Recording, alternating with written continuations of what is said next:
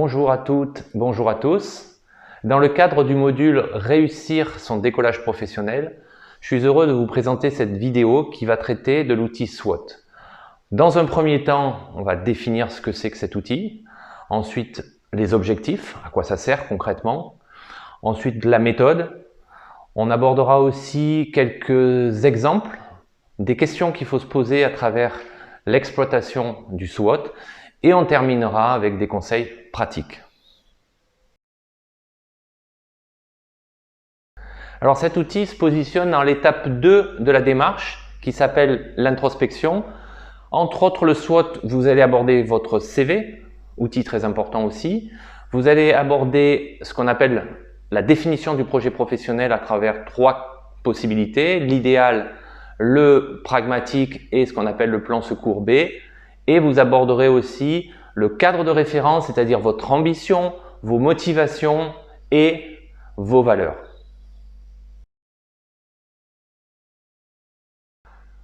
Quels sont les objectifs de cet outil qu'on appelle le SWOT et qui veut dire en français force, faiblesse, menace et opportunité? Plusieurs objectifs donc. Premièrement, c'est avoir un regard panoramique 360 degrés sur vous-même. Ensuite, vraiment vous questionner sur ce qui fait aujourd'hui vos atouts, vos faiblesses au démarrage du travail. Mais c'est aussi être en mesure d'évaluer votre niveau de maîtrise et d'appétence pour chacune des compétences identifiées. Ça sera aussi l'occasion d'appréhender de façon globale le marché qui est face à vous et regarder les opportunités et les freins que vous allez rencontrer à l'embauche.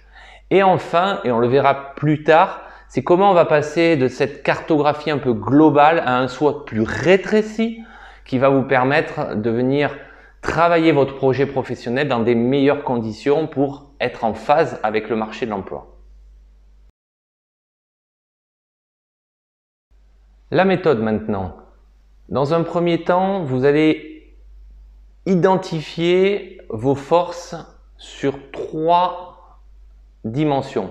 D'abord les connaissances, hyper important, ce qu'on a acquis depuis de nombreuses années par rapport à nos études, par rapport à nos différents stages, par rapport aussi à notre vie personnelle, nos hobbies, nos pratiques associatives, sportives.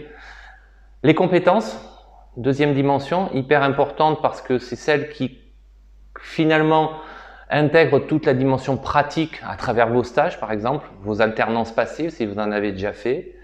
Et puis ce qu'on appelle les savoir-être. Et là, pour ça, vous allez vous aider de ce que les gens disent de vous, ce qu'on vous a renvoyé dans vos différentes expériences professionnelles, mais aussi servez-vous du test qu'on vous a fait passer au démarrage du module. Ce dernier va vous permettre d'alimenter vos savoir-faire et c'est une bonne façon d'introduire finalement une connaissance de soi-même et ça renvoie à l'étape 1, bien se connaître.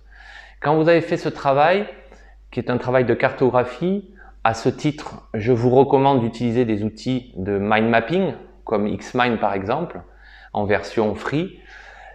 Vous allez aussi faire la même chose sur ce qu'on appelle les menaces et les opportunités. De façon assez globale, c'est vous situer dans un marché de l'emploi en regardant les secteurs en tension, les secteurs qui sont en recrutement. Regardez aussi la concurrence, c'est-à-dire quelles sont les autres écoles qui pourraient générer des candidats venant en concurrence avec vous-même. Et tout cela va faire que vous allez avoir une cartographie à 4 niveaux, force, faiblesse, menace et opportunité. Sur la partie force et faiblesse, on peut aller encore plus loin, c'est-à-dire que quand vous allez attribuer un certain nombre d'éléments, par exemple sur les compétences, je prends un exemple, une des compétences c'est la due diligence, le marketing, la stratégie. Sur chacune de ces compétences, je vous recommande d'associer une notation qui va vous permettre de suivre dans le temps l'évolution de chacune de ces compétences. Alors une notation d'abord sur la maîtrise, comment je maîtrise cette compétence de 1 à 5, aujourd'hui je suis peut-être à 3, demain à 4 et dans quelques années à 5. Et dans un deuxième temps, c'est aussi intéressant de regarder la notion d'appétence. Est-ce que j'aime, est-ce que je suis à l'aise, confort?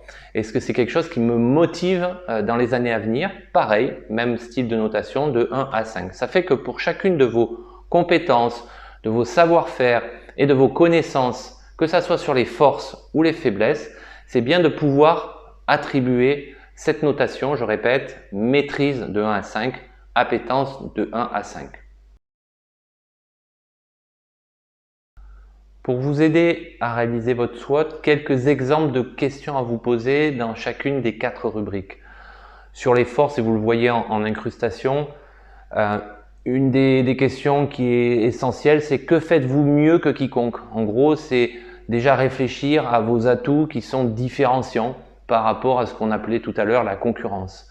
Sur les faiblesses, si je prends un exemple, quelles sont les tâches que vous évitez de faire, que vous n'avez pas plaisir à faire ou sur lesquelles vous avez des difficultés, ou par exemple des compétences qui sont aujourd'hui pas acquises, notamment sur la dimension linguistique, mais aussi sur des compétences nécessaires par rapport à votre futur métier et que vous allez acquérir au cours de cette année de formation ou de votre parcours qui n'est pas encore terminé et sur lesquels vous allez devoir mettre de l'énergie pour être au niveau. Sur les opportunités, finalement, c'est de se demander dans quel domaine, dans quel secteur vous pourriez transférer vos compétences et vos connaissances. Bien sûr, secteur d'activité, type d'entreprise aussi, type d'organisation.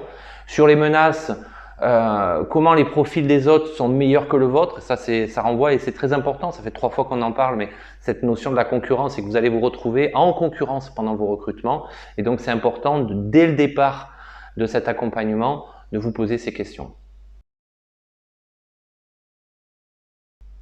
En termes d'exemple, vous pouvez le voir, on vous a présenté 2 types de mind map, elles se ressemblent.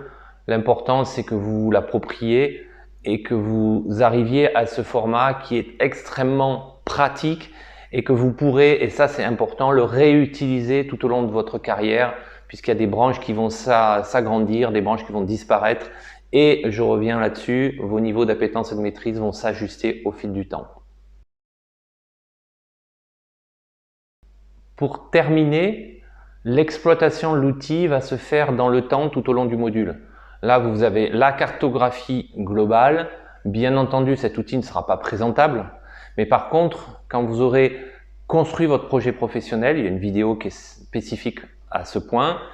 Quand vous aurez maturé votre travail de prise de contact avec le marché, à un moment donné, on va passer de cette cartographie à un format tableau que vous voyez à côté. Et ce qui est important à travers ce moment, c'est que vous puissiez regarder l'écart qu'il va y avoir entre les enquêtes métiers qui seront aussi définies dans une autre vidéo, l'analyse du marché à travers les offres d'emploi, tous les contacts et le réseau professionnel que vous allez avoir.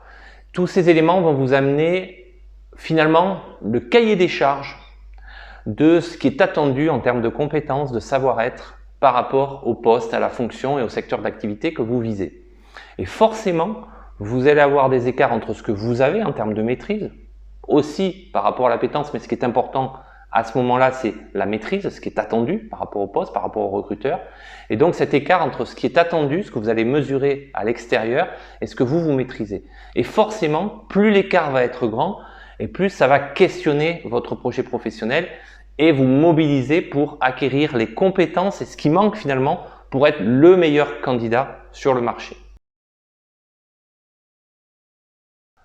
En conclusion, j'aime bien faire référence à cette citation de Sun Tzu qui dit « Tout le succès d'une opération réside dans sa préparation ». Et c'est bien là l'objectif de ce travail qui s'appelle l'introspection, de cet outil qu'on a vu qui est le SWOT. Eh bien, c'est de vous préparer pour être le plus performant dans votre recherche d'emploi et le plus adapté ou en aptitude pour être meilleur que la concurrence et finalement être en phase avec votre recherche et votre projet professionnel. Je vous remercie.